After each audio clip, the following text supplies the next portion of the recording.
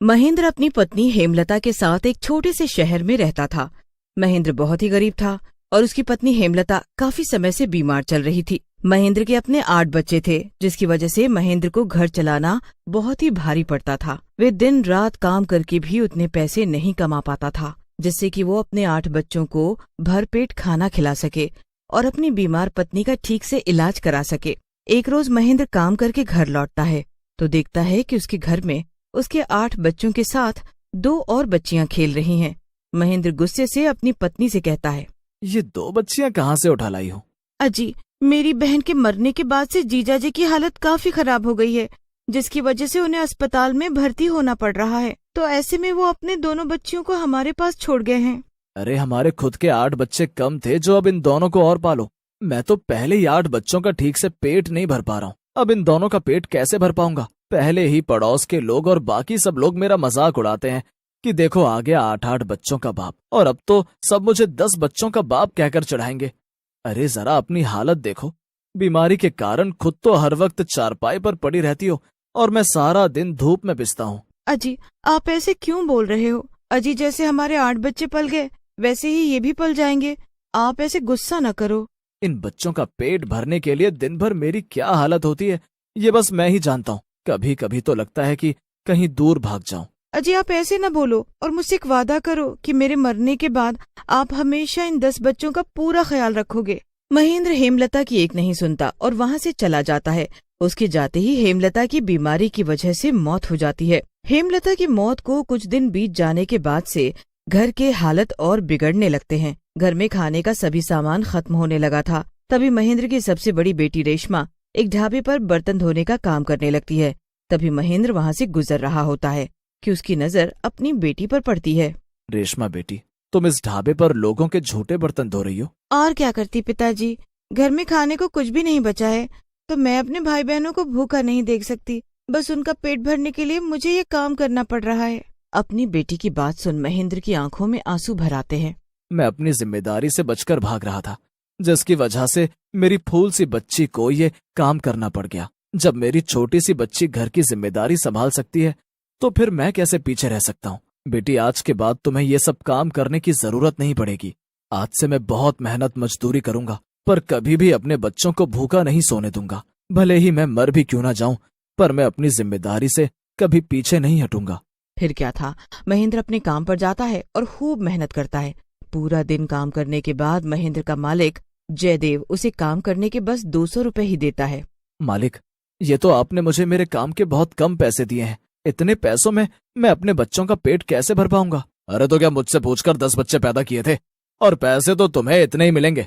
अगर ज्यादा पैसे चाहिए तो काम भी ज्यादा ही करना होगा। 10 बच्चों का पेट भरना है तो कल से टाइम पर काम पे आ जाना। महेंद्र को जयदेव पर बहुत गुस्सा आता है, पर वो उसे कुछ बोले बिना ही वहाँ से चल देता है और सड़क पर चलते चलते सोचने लगता है, इतने पैसों में 10 बच्चों का पेट कैसे भर पाएगा? हे भगवान, अब आप ही बताइए कि मैं क्या मुंह लेकर घर जाऊं। मैं कितना बेबस और गैर जिम्मेदार बाप हूँ जो अपने बच्चों का ठीक से पालन भी नहीं कर पा रहा हूँ। महेंद्र ऐसे सोचता हुआ चला ही जा रहा होता है कि तभी सामने से तेजी से एक ट्रक आता है और महेंद्र को टक्कर मारकर वहाँ से निकल जाता है। ट्रक से टक्कर लगते ही महेंद्र की वहीं पर मौत हो जाती है और वो एक डरावना भूत बन जाता है। हे भगवान, ये क्या कर दिया तूने? अब मैं अपने बच्चों का पेट कैसे भरूंगा? मैंने अपनी बेटी से वादा किया था कि मैं बाप होने की पूरी जिम्मेदारी निभाऊंगा। मैं कभी भी उन्हें भूखा सोने नहीं दूंगा। हाय रे, अब मैं क्या करूं? फिर भूत अपनी जेब से 200 का नोट निकालता है और बोलता है, कुछ भी हो जाए, मैं अपने बच्चों को भूखा नहीं सोने दूंगा। उसके लिए फिर चाहे मुझे कुछ भी क्यों ना करना पड़े। फिर भूत फिर से महेंद्र के रूप में बदल जाता है और उन 200 रुपए से खाने पीने का सामान लेकर अपने घर जाता है। पिताजी, आप आ गए? मैं कब से आपका इंतजार कर रही थी। बेटी, तुम बच्चों को खाना खिला देना और खुद भी खा लेना। मुझे भूख नहीं है, इसलिए मुझे खाना मत देना। ऐसा बोलकर महेंद्र अपने सभी बच्चों के पास जाता है, उन्हें प्यार करता है और उसके बाद चारपाई पर जाकर सो जाता है। अगली सुबह महेंद्र फिर से अपने काम पर जाता है, जहाँ जयदेव महेंद्र की लाल आंखों को देखकर बोलता है, क्या हुआ महेंद्र बेटा? लगता है तुम्हारे 10 बच्चों ने रात भर तुमको सोने नहीं दिया, तभी तो आंखें एकदम लाल हो गई हैं। अब 10 बच्चे पैदा करोगे तो ये सब तो झेलना ही पड़ेगा ही। हाँ, एक तो बेचारी महेंद्र भाई की पत्नी नहीं रही फिर ऐसे में बेचारे महेंद्र को ही इतने सारे बच्चों का बोझ झेलना पड़ेगा। क्यों? महेंद्र को जयदेव की बात पर काफी गुस्सा आता है और वो गुस्से से जयदेव का गला पकड़ लेता है और भारी आवाज में बोलता है, जयदेव के बच्चे, तूने मेरे बच्चों को बोझ कहा? अरे तू तो खुद इस धरती पर एक बोझ है, और अगर आज के बाद तूने मेरे 10 बच्चों को लेकर मजाक उड़ाया ना, तो मैं तेरा खून पी जाऊंगा। अरे महेंद्र, ये क्या कर रहा है तू? तेरे अंदर कोई आत्मा वात्मा तो नहीं आ गई जो तू मेरा गला दबाना चाहता है? अरे अरे छोड़ मेरा गला। अगर मुझे जरा भी खरोच आई ना, तो मैं तुझे अभी के अभी काम से बाहर निकाल दूंगा। महेंद्र जयदेव का गला छोड़ देता है और मन ही मन बोलता है, इस जयदेव के बच्चे को अभी पता नहीं है कि मैं महेंद्र नहीं बल्कि महेंद्र का भूत हूँ। इसे तो मैं बाद में सबक सिखाऊंगा, फिलहाल तो मुझे काम पर लग जाना चाहिए। ऐसा बोलकर महेंद्र काम पर लग जाता है और अपनी भूतिया शक्ति से एक के बाद एक भारी भारी अनाज की बोरी अपनी कमर पर रखकर ट्रक में रखता जाता है। जयदेव अपने दोस्त गुलाब से कहता है, इस महेंद्र में आखिर इतनी ताकत कहाँ से आ गई? अनाज की बोरी तो ये ऐसे उठाकर ट्रक में भर रहा है जैसे इनमें रुई भरी हो। लगता है महेंद्र भाई को अपने 10 बच्चों वाला मजाक सहन नहीं हुआ, तभी तो देखो 10 बच्चों के नाम से उसके अंदर कितनी ताकत आ गई है। ऐसे बोलकर वो दोनों महेंद्र का मजाक उड़ाने लगते हैं। कुछ देर में शाम हो जाती है और सभी मजदूर थककर जयदेव से अपने काम के पैसे लेकर घर जाने लगते हैं। पर महेंद्र एक के बाद एक काम किए जा रहा था। जब रात हुई तो महेंद्र भी जयदेव से अपने काम के पैसे मांगने उसके पास जाता है। जयदेव महेंद्र को 500 रुपए देता है। महेंद्र को जयदेव की बात से बहुत गुस्सा आता है और वो गुस्से में आकर भूत के रूप में बदल जाता है। भूत भूत, अरे अरे मर गया रे, मर गया। ये महेंद्र एक भूत कैसे बन गया? क्या हुआ जयदेव? अरे तेरे तो चेहरे का रंग ही बदल गया। अब बता कि तू मेरे काम के कितने पैसे देगा? अरे अरे भूत भाई, मुझे जाने दो, और आपको जितने पैसे चाहिए आप ले लो, पर मेरी जान बख्श दो। तूने बहुत मजाक उड़ाया था ना मुझे 10 बच्चों का बाप बोलकर, मेरे बच्चों को चिल्लड़ पार्टी बोलकर। अब देख मैं तेरा क्या हाल करता हूँ।